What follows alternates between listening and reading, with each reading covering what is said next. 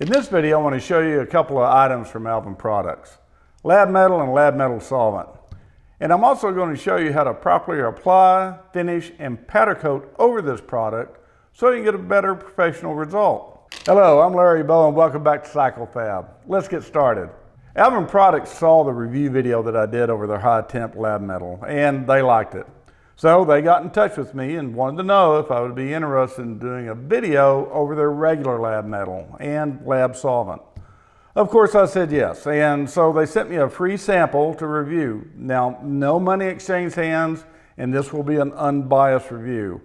I have two examples to show you today. The first is a control piece. It's a common mild steel dome fence post cap that I put a dent in with a ball peen hammer to simulate a dent in a motorcycle gas tank or fender.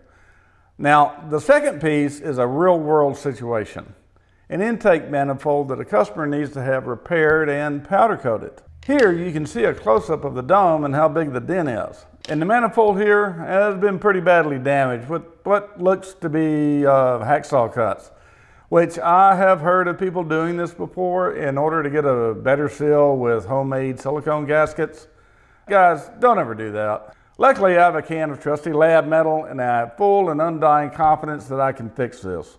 So let's get our two demo pieces sandblasted and get them prepped for the demo. Now, I like to use a mixture of aluminum oxide and glass beads, about a 50-50 mixture to texture the surface for doing both lab metal and powder coating. The key point to remember when using lab metal is that after it's applied, you cannot sandblast the part again. It will ruin it. After sandblasting and blowing off the manifold, I brush on a coat of lab solvent to help with the application of the lab metal. The consistency of lab metal is about that of toothpaste. So you might want to thin it out a bit with lab solvent to get it to a more workable consistency depending on what you're doing with it.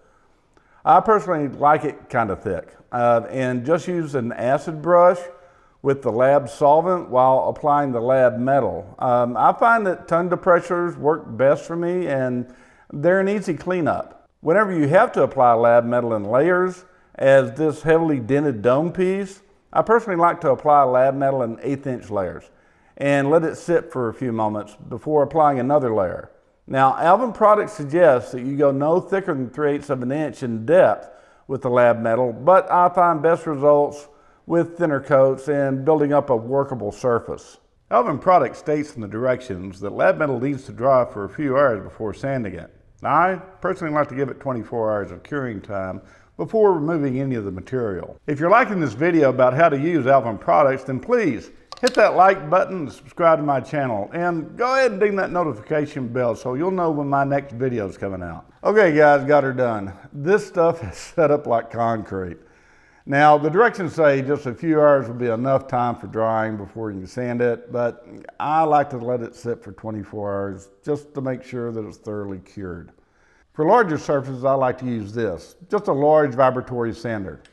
And for the smaller detail pieces and getting into the little nooks and crannies of larger items, I'll use a 3/8" belt sander, or sometimes a disc sander. In some cases where I have to run over, and I did on this manifold, I'll use a small chisel to remove the excess before going over it with a small belt sander. Finally, I'll finish up with hand sanding, as you can see here, with the damage that was done to the intake manifold.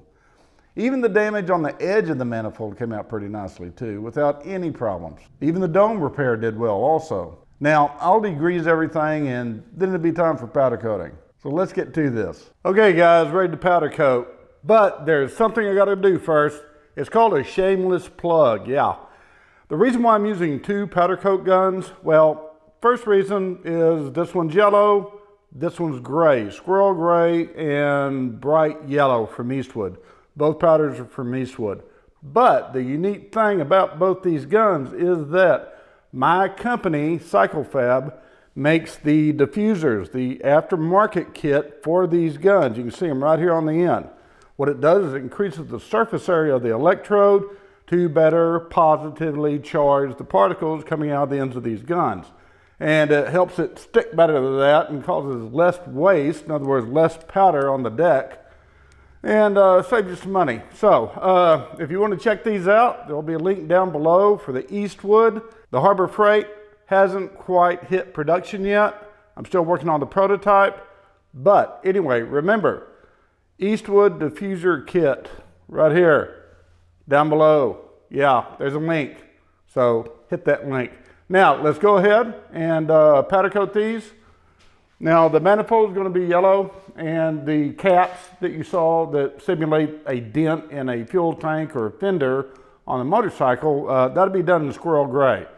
So I'm going to go ahead and get with that, and you'll see me do a little powder coating, then off to the oven, and next time you see us, these guys will be done. And I'll give you a little bit more lowdown on lab metal and how to use it. First off, let me go ahead and say, do not take lab metal, the regular lab metal, over 425 degrees.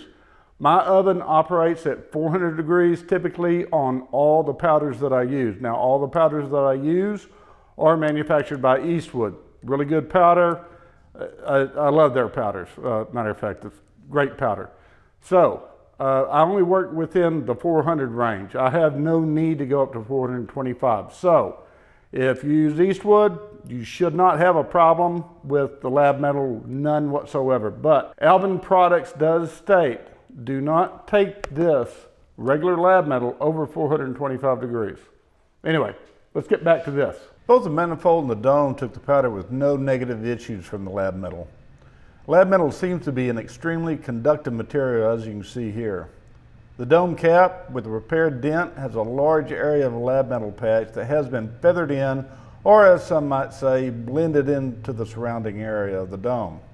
This process lowers the surface's visual contrast between the substrate and the lab metal.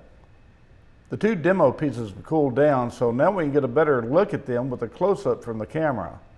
The dome came out really good, with little to no visual contrast to it. The manifold with the hacksaw damage looks incredible. No one would know that someone had mutilated this thing unless you told them. You can purchase lab metal and lab metal solvent from Alvin Products at www.alvinproducts.com. If you've liked this video, then please like and subscribe to CycleFab. I'll see y'all next week. Bye.